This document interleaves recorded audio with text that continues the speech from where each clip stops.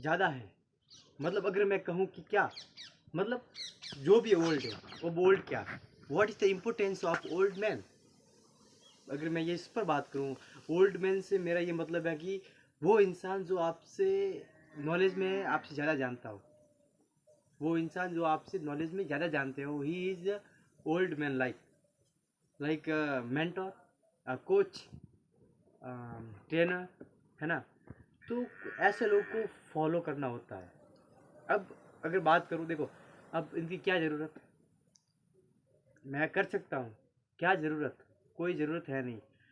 इसकी ज़रूरत मैं बताता हूँ। देखो जो ओल्ड मैन, जो बूढ़े लोग हैं, अगर मैं इसको इस टर्म दूँ, एक टर्म बताऊँ कि बूढ़े लोग की जो इम्पोर्टेंस है, अगर मैं इसको एक कहानी के साथ बताना चाहूँ तो वो ये हो सकता है कि अ, एक लड़का जाता है अपने ससुर जी के पास कि चलो अभी शादी कर लेते हैं हम दोनों, और आपकी बेटी के साथ।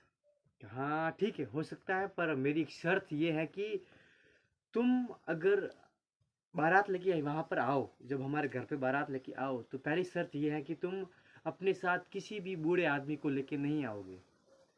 तो उस व्यक्ति ने कहा हाँ ठीक है, हम किसी भी बूढ़े आदमी को लेके नहीं आएंगे।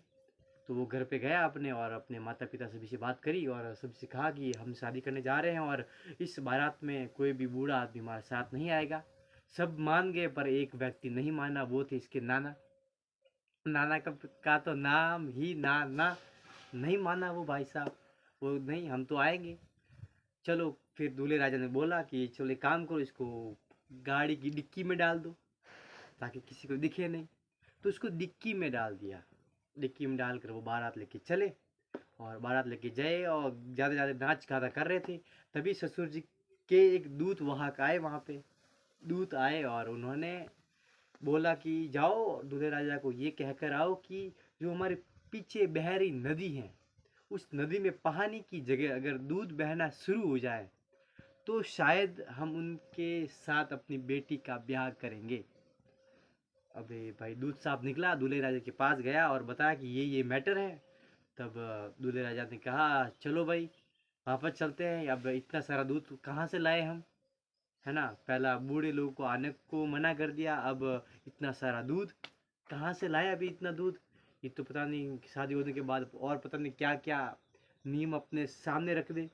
चलो भाई चलते हैं। तो वापस सभी बारात वापस लौटने लगी।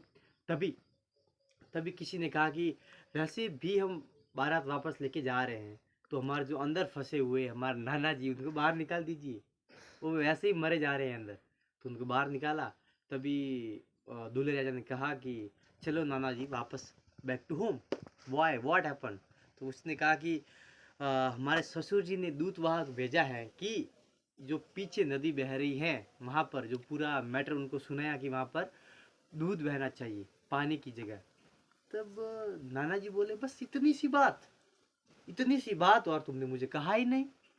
इतनी सी बात, दूल्हा अरे इतनी सी बात मतलब, अब इतना सारा दूध कहाँ से लाए।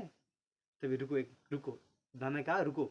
दूध वाह को बुलाया, एक काम करो तुम वापस अपने उनके पास जाओ और उनको कहो कि दूध की व्यवस्था हो चुकी है, इस नदी को खाली करवा दो।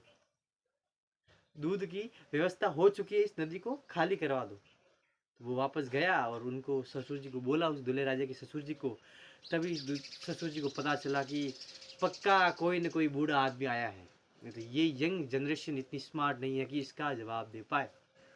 दोस्तों कहीं ना कहीं ये स्टोरी ये इम्पोर्टेंस समझाती हैं कि बूढ़े लोग कितने इम्पोर्टेंट हैं हमारी ज़िंदगी के अंदर, क्योंकि कुछ चीज़ें ऐसी हैं, कुछ चीज़ों को हमने एक्सपीरियंस नहीं किया है, कुछ चीज़ें ऐसी होती है जिनको हम एक्सपीरियंस जब तक नहीं कर पाएंगे, जब तक कि हमें वो समझ ना आए।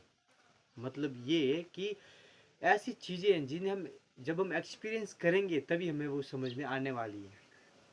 दूसरों के एक्सपीरियंस से हम समझ सकते हैं, जान सकते हैं, इन्फॉर्मेशन ले सकते हैं, पर उतने गहराई तक जाकर नहीं समझ सकते, क्योंकि जब तक वो हमारे साथ न हो, वो चीज़, वो ऐसी अवस्था हमारे साथ नहीं हो, तो उसको समझने के लिए, वहाँ तक गहरी चीज़ों को जानने के लिए अपने आप के ऊपर उस चीज़ के साथ चलना पड़ेगा।